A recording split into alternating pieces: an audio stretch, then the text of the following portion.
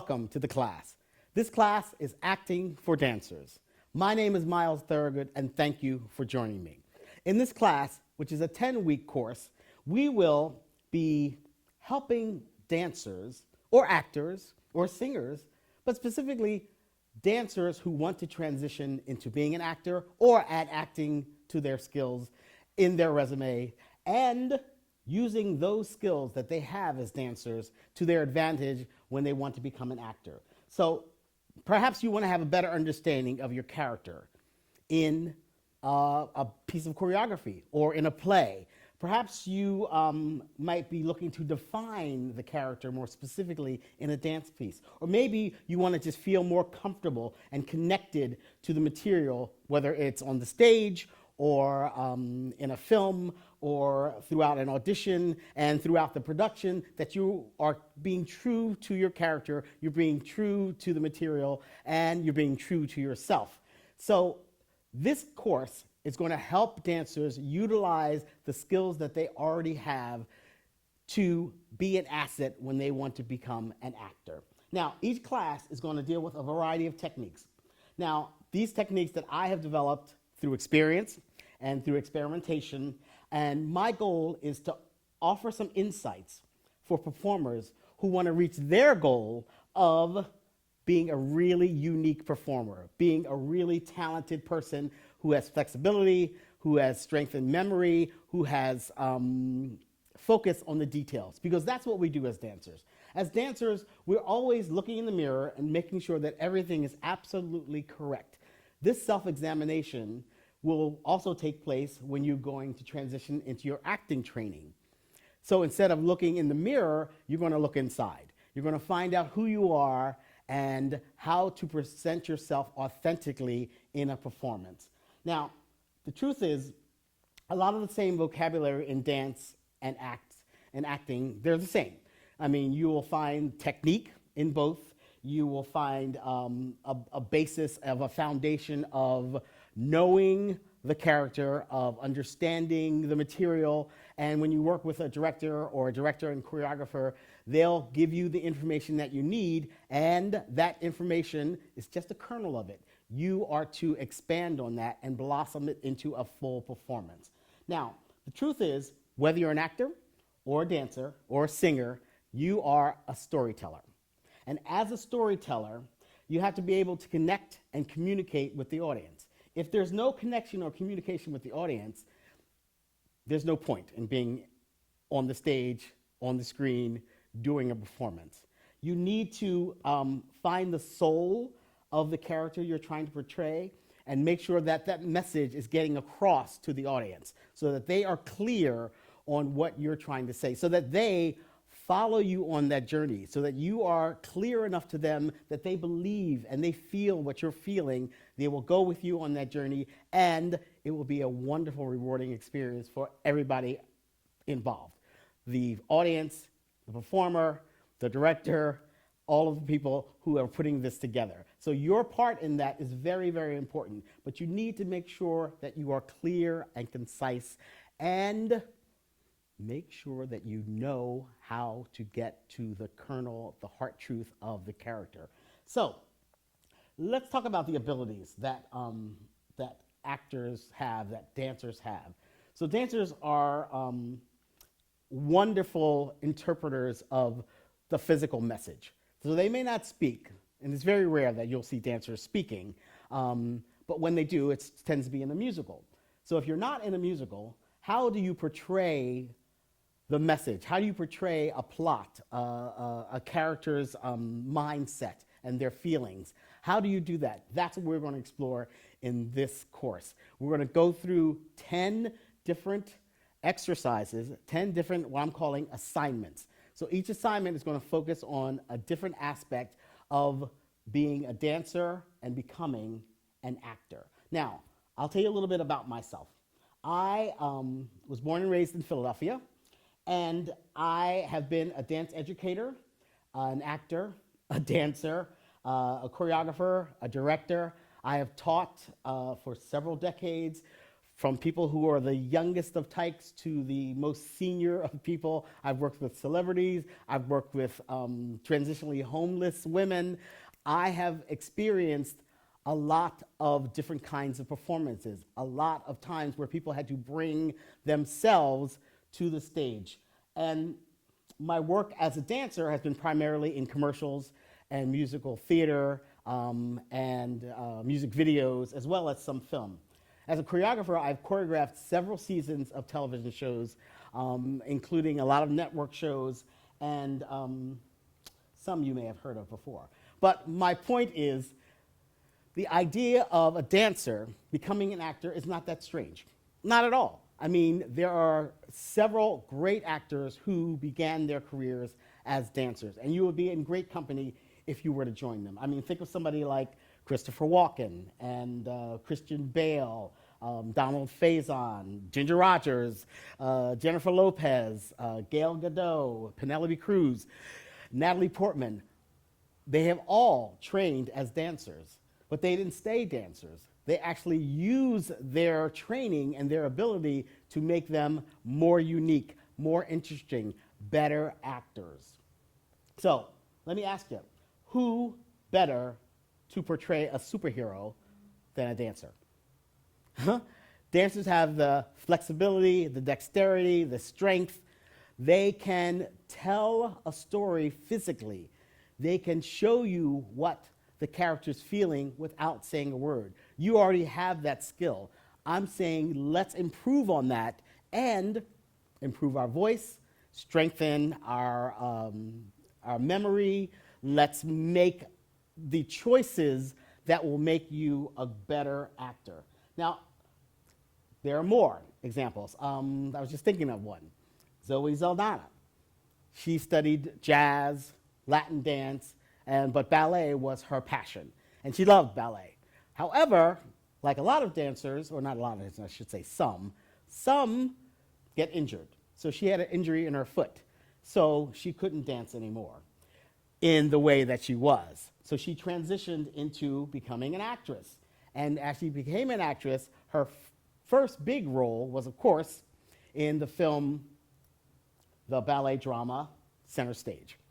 So she transitioned smoothly from one to the other. She continues to do both, and I know that she loves to train as a dancer as well.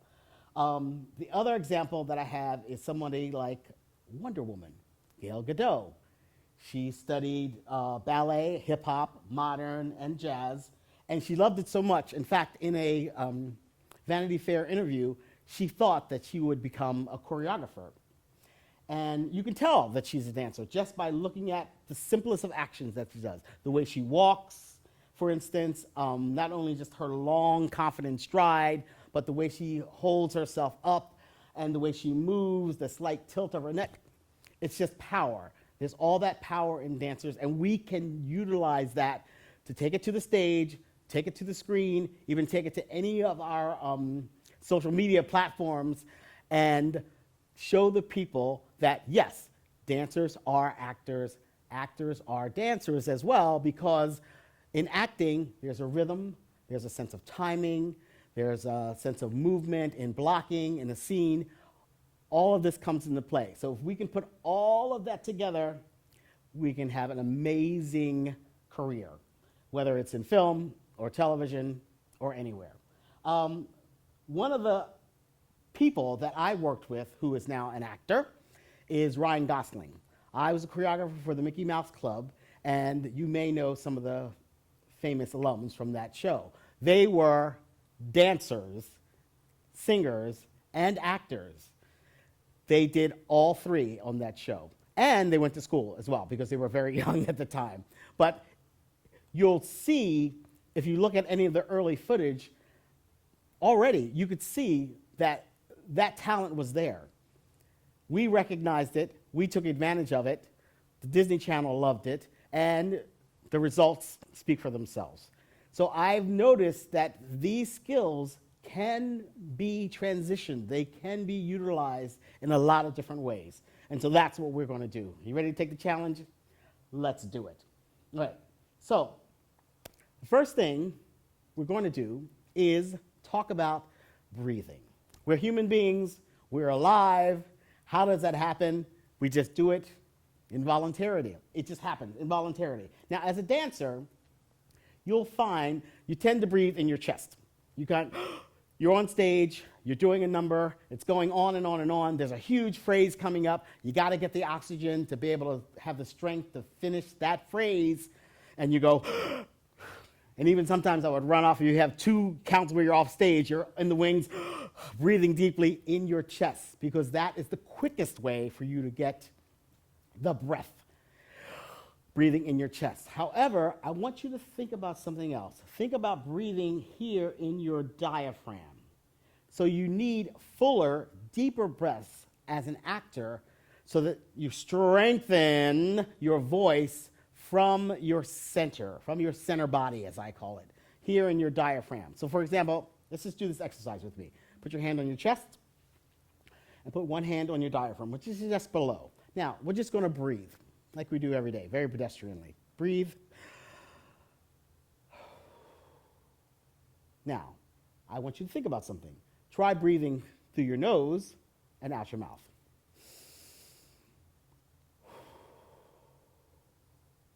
You get more oxygen. Your brain kind of wakes up a little bit more because you're focused on the breath. Also, think of inhaling, here in your diaphragm. So your belly actually gets bigger. And I know dancers, you're going to say, I don't want my belly bigger while I'm dancing. That's the worst thing. I can't have a big belly. That's the other reason a lot of dancers breathe in their chest. Not only just to get the quick amount of air, but you don't want that bloated dancer belly. Here in acting, we need it. We need it to strengthen our voice so that we can project. So again, through the nose, out the mouth, raising your diaphragm, not your chest, not your shoulders. Breathe deep. Exhale. And press it in. Okay? We'll go over more breathing techniques when we go through our actual warm-up, but I want you to be conscious of that when we actually do go into those exercises. So, these are the advantages of being a dancer and turning yourself into an actor. Now, maybe you are an actor. These exercises, these games, these theories will help you as well. So it's not limited to just dancers. So being a storyteller, being able to take someone on a journey, being able to take the audience with you, you have to have a clear sense of self. So before any dance is put up on a stage, it's very important that the dancers are collaborating with a choreographer, with a director, to get their vision out there. And you need to have a really strong sense of purpose. Why are you on that stage? Why are you performing? What is the reason for you to be there? Why are you on camera? You really have to have a sense of purpose. Now, you may have heard of the expression that everyone has to fulfill their life's purpose. And that's true, yes. But as performers, we have to strive to understand and fulfill the character's purpose in a scene or in a dance. So that's really what our job is. And if we take that to an actor's job, what do we need? How do we become strong actors? What makes a great actor? Now, granted, the answer to this is very subjective. I mean, some people have actors they absolutely love and will see them in anything, and you tell somebody about that actor and they go, I don't like them at all. I just never liked anything they're in. Now, they're not necessarily talking about the actor's performance. They could be talking about the film itself, the material or the writing, the way the production was shot. It's not necessarily the actor themselves. However, we can discuss who's the great actor, who's not a great actor, but because everybody has their favorites. Now, for me, I want one thing in particular. Please, as an actor, be believable. That's really what I want. I want to see an actor show me what the character is going through. So there's no delineation between the actor and the performance. The actor has to make me believe I am feeling, or the actor is feeling, what that character is actually going through. I mean, there's the physical stuff, like, are they actually getting shot? Are they actually being chased? Are they jumping off a roof? That's one thing. But then there's the psychological stuff, like if you see the actor, are they really in love? Or is she really afraid? They have to have that truth. So that has to be there and come from them. And you go, well, how do I get there? We will study all of that in this course. So one thing, actually number one thing is be believable. Number two is be surprising. Don't be typical. Don't be normal. Be careful that your choices, or that the actor's choices, are unique, and they're could be zany and really surprising. You want to see the individual in the actor. A good example would be somebody like Jack Nicholson, who seems like he plays Jack Nicholson all the time. However, he's very interesting. He's surprising. You never know what he's going to do or say. So it's basically a to each his own. So be believable, be surprising, be vulnerable. Yes, this is a very difficult thing to do. You have to open up, and you have to expose yourself. Now, I'm not talking about clothing or anything like that. We're talking about raw emotion, emotionally exposing yourself. Show those hurts and those fears, those parts that you don't want to share. I can tell you now, bad actors are very guarded. They're not giving you themselves. They are very closed off. They're not exposed and raw. They don't want to share the parts of themselves that might be ugly or mean or petty or jealous. But these are human conditions. These are things that we are experiencing day in and day out. And an actor has to share those things. They may not be real in their life, but they need to feel real for the audience, for the viewer, so that they can come along with you and they can feel what you're feeling. Even if it's not real, it could be a substitute, but it has to feel real to you as an actor. So you have to explore all of these things in these exercises we're going to do. So you can take your dancer performance as an actor to another level. So let's just go over those things again, because I don't want you to miss any of these ideas. Be believable. So there are many, many ways to be truthful, right? And it seems like, you don't want to react like an alien. You want to react like a human. It's just pretty simple. If you get hurt, we want to see you looking like you got hurt. If you fell in love, we want to see you looking like you fell in love. Be surprising. Make sure your character has a physical story that is just theirs. It's not something that has been planned or seen before. You want to be unique. And you can be, because there's only one you. So when you bring yourself to it, that's incredible. And then it's also very, very powerful. So be vulnerable.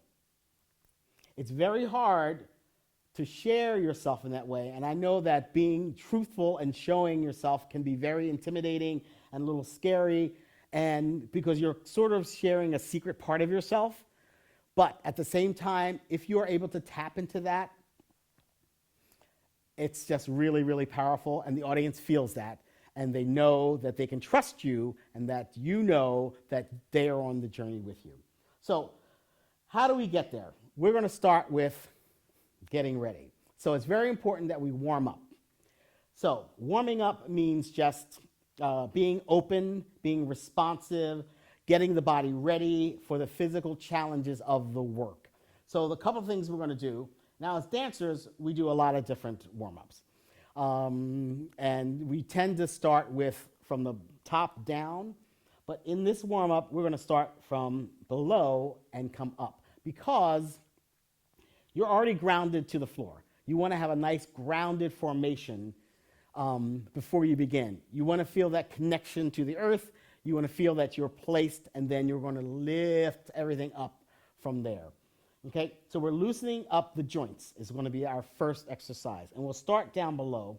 And basically what we're going to do is create a circular motion so that you're, put one foot behind you there, and you create a circular motion. And this motion is just to free up the flow of oxygen, the energy, and to focus your mind on your body so that your body is ready and all of the connectors are open and related to each other and they're ready to work. So you circle the ankles maybe 10 times. Reverse it, do a reverse and go the other way. And as you're doing this, really focus on the body. Focus on the section that we're working on and just loosening it up and opening those connectors. And then we'll do the other side. So we do each side, circling, nice and smooth circles, going around, maybe 10 of those. And then you reverse it so the circumference is equal on both sides, taking it round and round and round. Very good. Now, we're going to bring our feet together, and we're going to go into the next joint, which would be our knees. So just bending your knees very slightly, circle around, same thing, maybe 10 times each way. It's all right if your heels come off the floor. That's perfectly fine. That needs to be. If you don't bring them off the floor, you'll get a good Achilles stretch as well. And then we'll go the other way. Just a very gently warming up the knees, getting the body ready, loosening up those joints. And then we're going to come on going into our hips, doing a little hip circle, round and round. Focus here on this part of the body, working our way up, going around. And then we'll go in the reverse. Hips circling around. Try to make the circumference as large as you can. There we go. We do that 10 times. We're going to go into our spine. Just circling the spine. Rotating in and out. Here, we can incorporate the breath. And exhale and go the other way.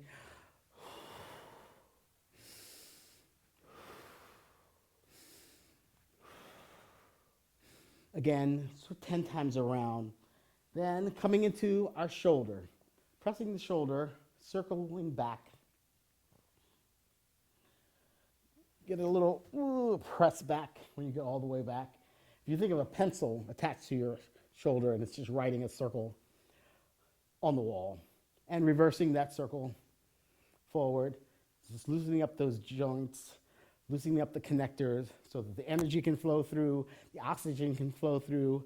You're focusing on your body, your mind on your body. We'll do the opposite side, making sure that we're equally warmed up there and reversing that forward. Again, 10 times each. If you're so inclined, you can do them both. We'll get you a nice little pinch in your back. Keep your head lifted, your chest up. Isolate the shoulders, reversing that circle with both. Good. Now, we'll go into our elbows. Elbows just kind of rotating out. The wrists aren't involved yet. You can do them the same way and reverse them. Good. Isolating each. Then we'll go into our wrist circles, round and round. Nice round circumference, as wide as you can make it. There you go. You can do them individually and play. Now, this is this warm-up. It's something that you can do at an audition before you go in. You can cut it back so that you are just breeze through it quickly, but be careful of just leaving anything out. Shake out our wrists. We're going to come into our head circles. So the head, with a relaxed jaw, you'll just drop it to one side and reverse it to the other side. Up and lengthen the neck, and drop and reverse. Dancers will be very familiar with this one.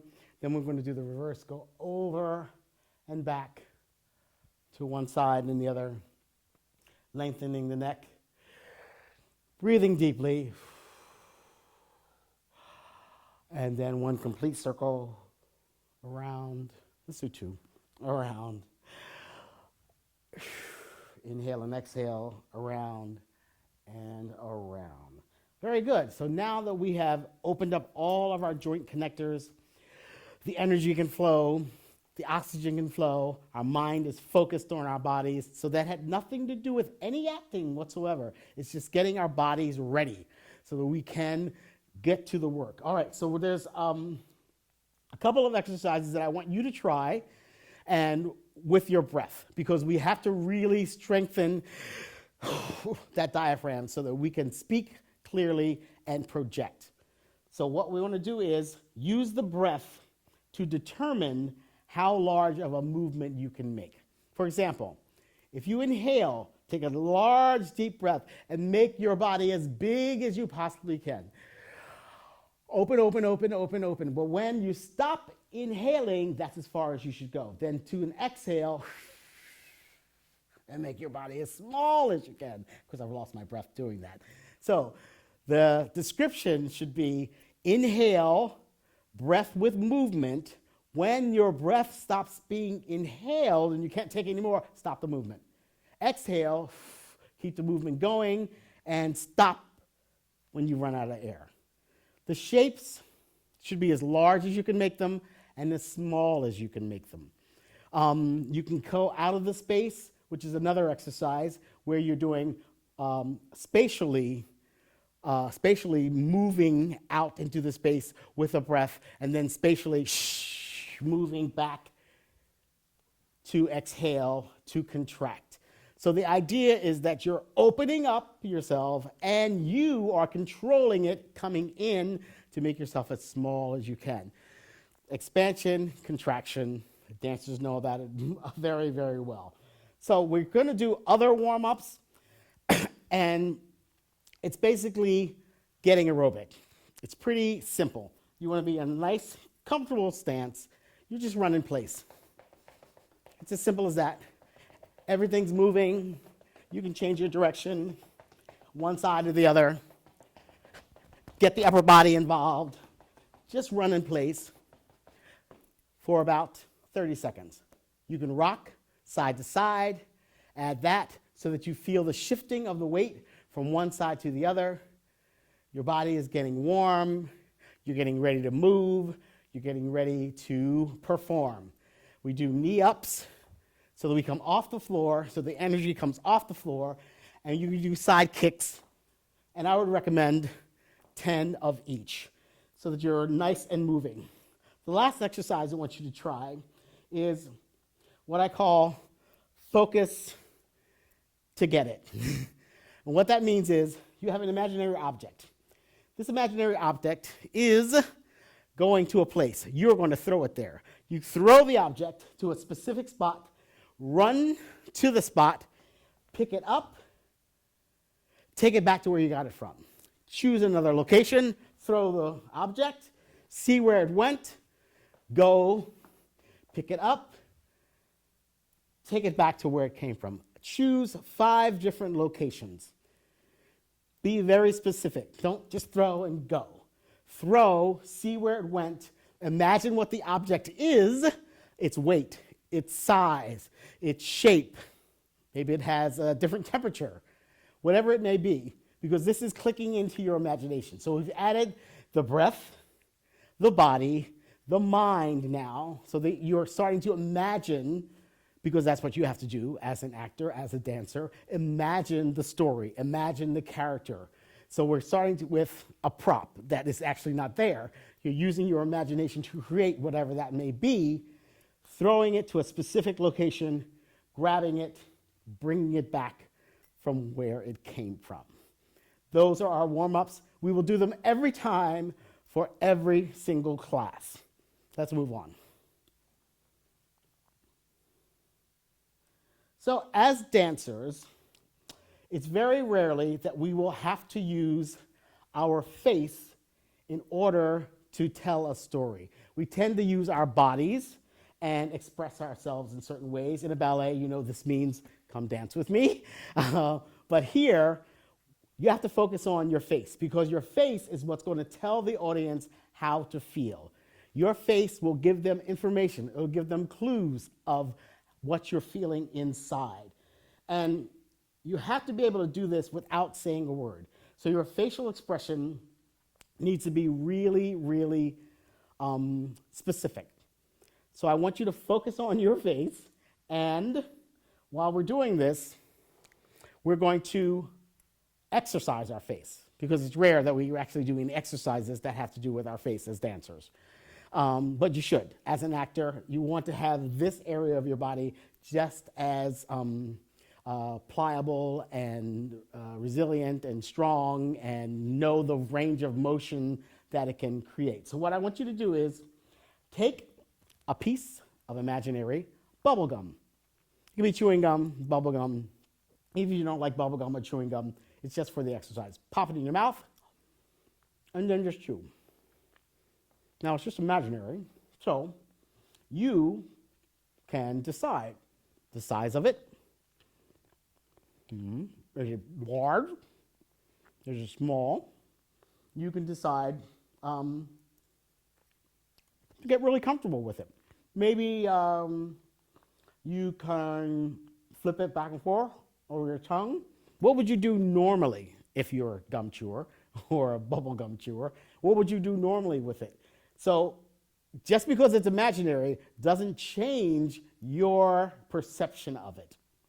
So keeping this in mind, you have to do this without any sound. So don't worry about making any noise. We're not worried about any dialogue at this point. We're just chewing some gum. So chew. So chew. Now, what we're going to do is we're going to change the quality of the gum. Let's change the size. You decide. Is it big? Really small? What happened to it? Do that for a couple of seconds. Just feel that. Just continue that exercise.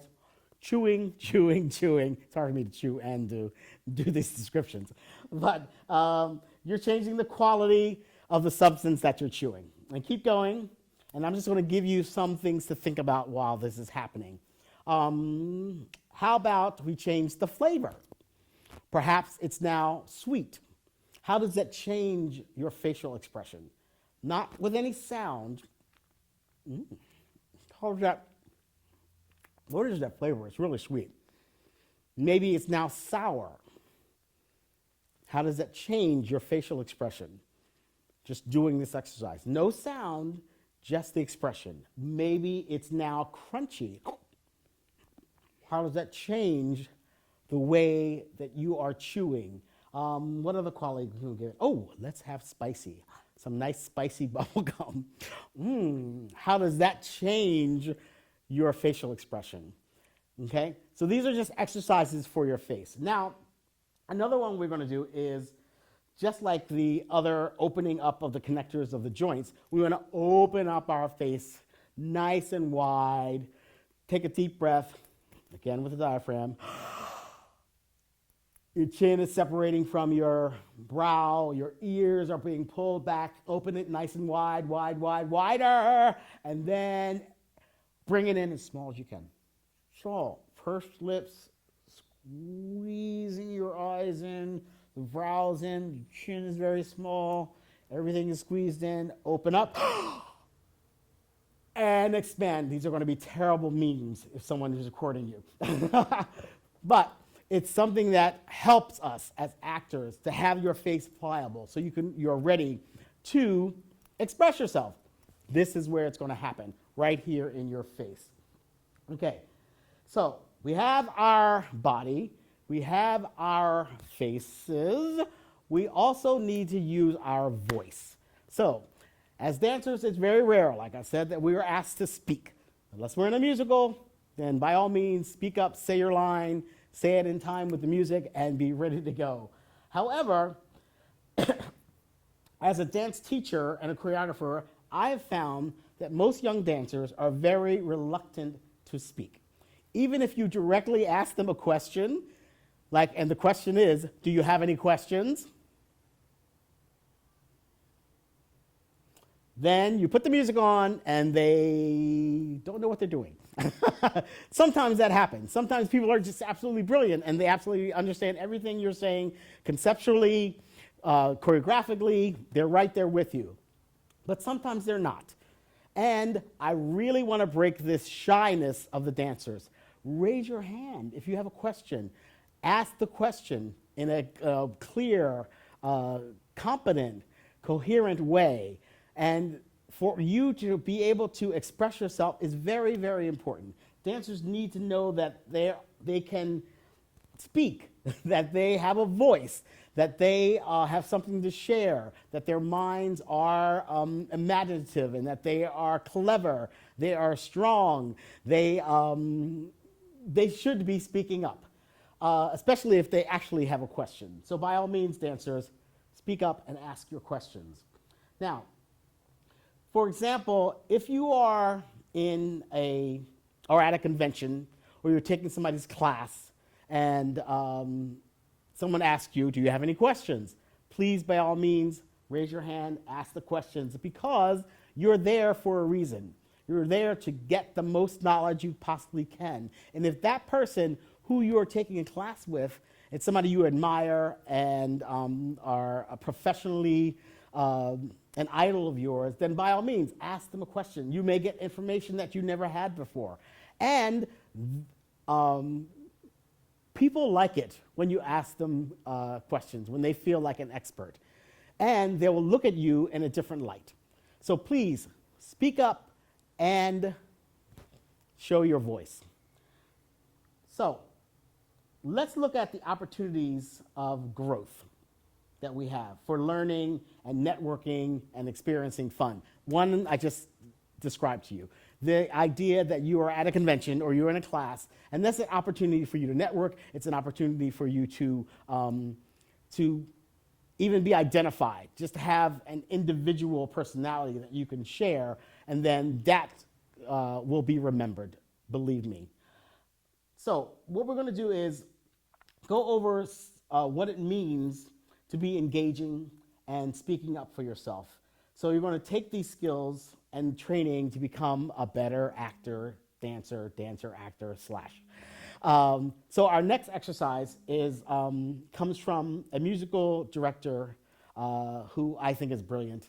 He's very, very smart, and he taught me these 4 things.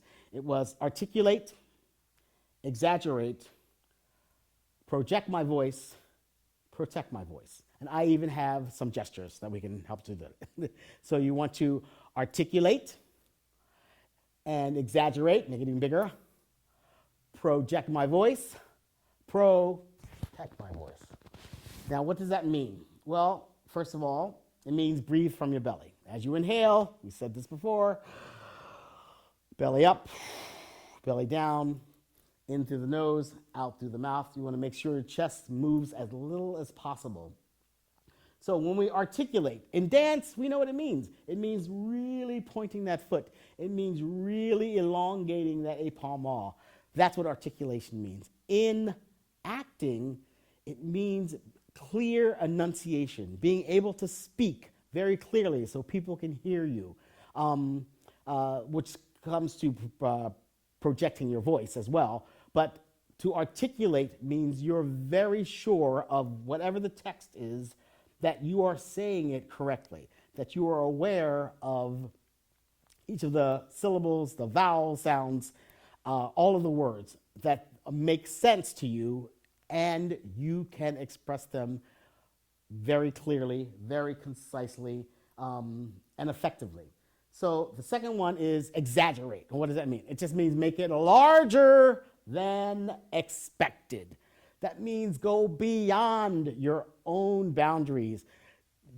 Get wild, get big, get large, especially in the beginning as you're training. Then you can finesse it a little bit more. But as we're going through these lessons, I encourage you to be larger. Then we can always bring it back down. But if you can't get there, up the mountain, You can't go down the other side. You have to make sure that you're getting all the way up there. The third one is project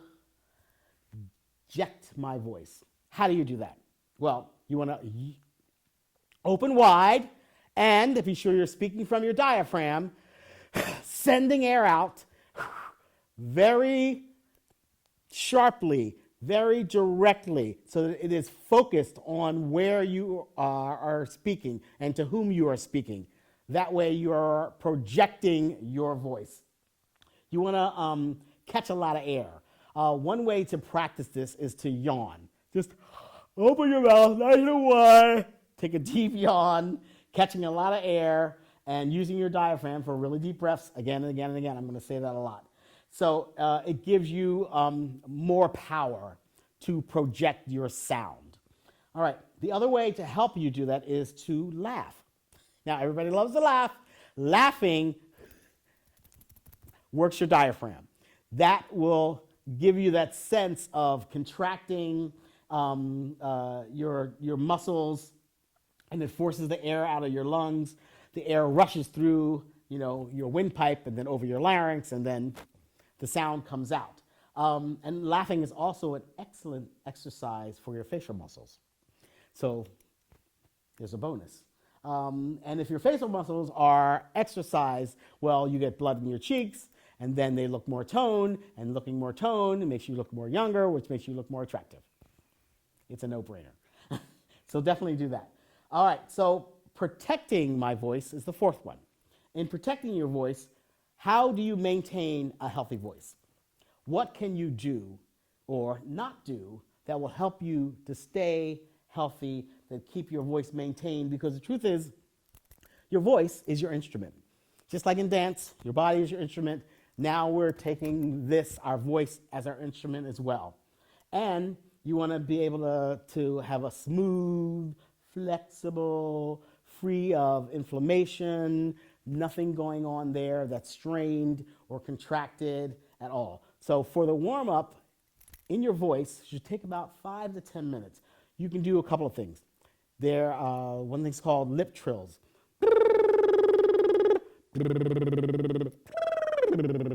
That's also for your voice if you go at the range from high to low, in the middle, but it just loosens up your lips so they are ready to speak. And then tongue trills, rolling over your tongue, just a way of exercising your tongue to get it ready to speak. You can do sighs, descending from high to low. Is another way, particularly for your throat. So some of the best workouts are for when you're drinking, which I will give you an example now because I'm a little thirsty. So you want to have a lot of water around you because staying hydrated is the best way to take care of your vocal folds. You want to keep them nice and lubricated. All right, so let's do a couple of speech exercises. What are the vowels? A, E, I, O, and U. Now, these vowels are open. Vowels are open sounds. You always have your mouth relaxed and open. It's and the opposite will be the consonants, which are the rest of the alphabet.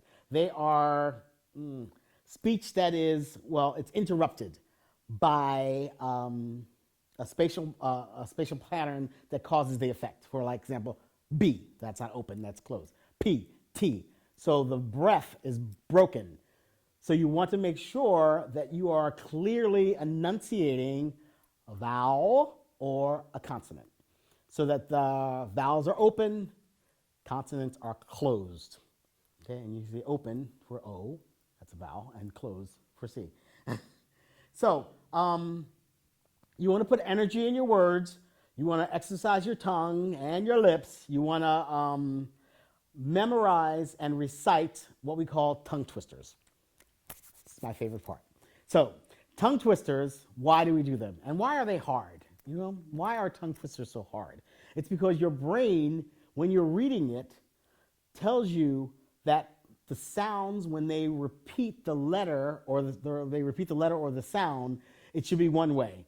And then your mouth has to do something different. So your brain is sort of tricking your mouth. So sometimes there's S sounds or SH. I mean, they tend to be particularly tricky, like with the most famous one, the seashells down by the seashore, because it has that S sound, so it can be tricky to go over, to have that one just fall off your tongue.